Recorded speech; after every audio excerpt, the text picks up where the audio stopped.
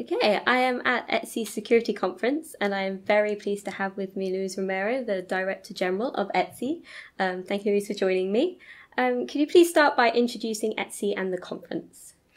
Of course. Well, ETSI is a standards organization, as you know. We are based in Europe, but we have a global outreach, global membership from all over the place.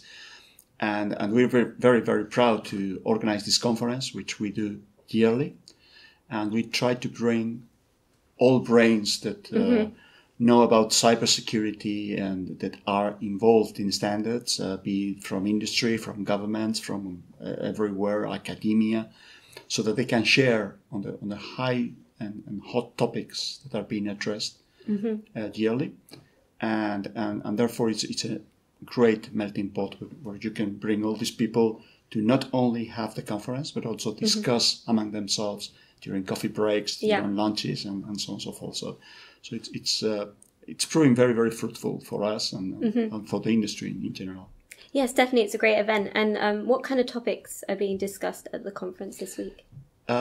This week we've dealt with how regulation is going in the different places in the world, because we need to have this widespread vision.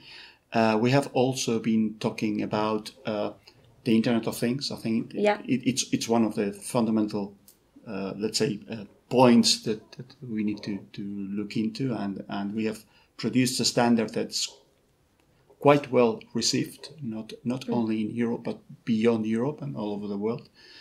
And then we are also trying to look at how different technologies are impacted by security or vice versa. So we have artificial intelligence, blockchain, and so on and so forth. So we are looking into that as well.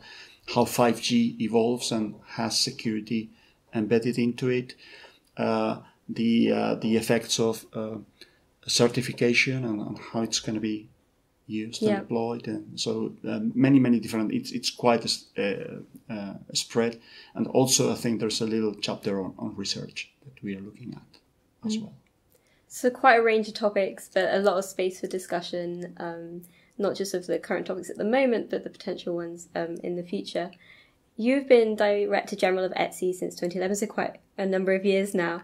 How have you seen ETSI and its role in standardization develop since you started? ETSI has also always been very, very well perceived worldwide because of its achievements.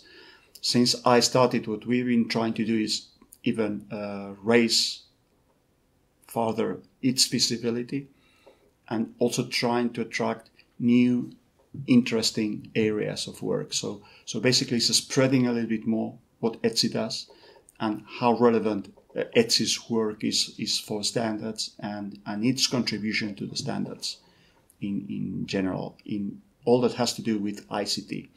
The last thing we have been able to do is approaching the world of software and trying to have groups that kind of work in software to help standards development. So this is quite interesting approach. Some people talk about open source. We like to make it a little bit broader and say software in general, not just open source. Okay, so when you're talking about software, you're talking about more about open source. It's both. It's open source is a way of getting through. Is a way of developing software, but there are many other means. Something which is also relevant is our approach to research and innovation, and we have been promoting that a lot because this brings new activity, and this comes together with our links to academia, and therefore trying to develop education about standards that can be introduced in academia and universities. That's also a very important way forward for it. And that's interesting you mentioned education. Do you think awareness of standards and understanding standardization is improving? I think it's getting better, but there's a lot still to be done. I think there's a huge gap for people to understand what standards are and all the implications that standards can have, not just on technology, but on policy or on strategy, on business themselves. So unless you're really into the subject, people don't really grasp what's behind standardization. And this week, in fact, with the talk about IoT and things, consumers have been brought up as well as people who are impacted by standards. Correct. For consumers, it goes unnoticed. And in fact, every one of us carry a mobile phone, and probably no one of us understands how huge the impact of standards is in having enabled these mobile phones. We probably wouldn't have one mobile phone in our hands. Shouldn't standards have been there to enable that? Yes, definitely. And now kind of looking more towards the future. So I think ETSI is slightly more known as being more European. However, there's been a lot of discussion this week already on harmonizing standardization, making it more global. What is your thoughts here on making ETSI's impact more global? This is quite interesting because indeed ETSI roots are very European, and European as in CPT. However, ETSI's branches have always been very global. And in fact, if you look at ETSI's membership, it is very global, and we have members from all over the place, every continent, I could say. Not the Antarctica, do we? But not yet. But otherwise, correct, not yet. But otherwise, the contribution is global. But then what we produce does also have global impact. It started with GSM, which was spread all over the place, and all generations of mobile communications.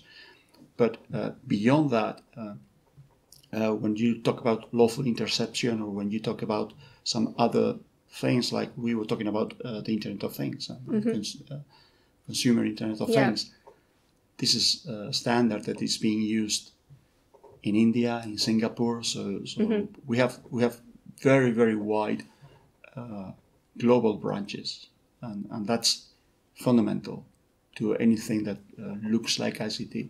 So the standards that support ICT need to be as well global. Okay. And we're kind of coming to the end of our time, but I would just love to get your thoughts on kind of the importance of standards and the future of ETSI as it goes forward. Standards will keep on being fundamental in our world. If we want to preserve economies of scale, if we want to still enable that all our technology reaches out to the world, especially if this is technology that will communicate, and that's the case. We are connecting everything with everything. Standards are fundamental.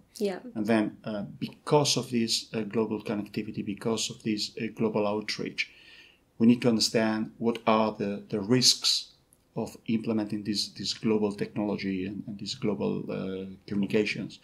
So being able to preserve and have all this connectivity secured, we also need the contribution of everyone. And this is global. You can leave any part of the world unconnected or out of the loop, because then you will create loopholes that you don't want in your systems. So at the end of the day, global is fundamental for the future, and ETSI, I think, will play an important part in all this extension. Great. Well, thank you so much for taking the time to talk to me a bit more about ETSI. I hope you enjoy the rest of the conference. Yeah, thank you very much, and likewise, thank you.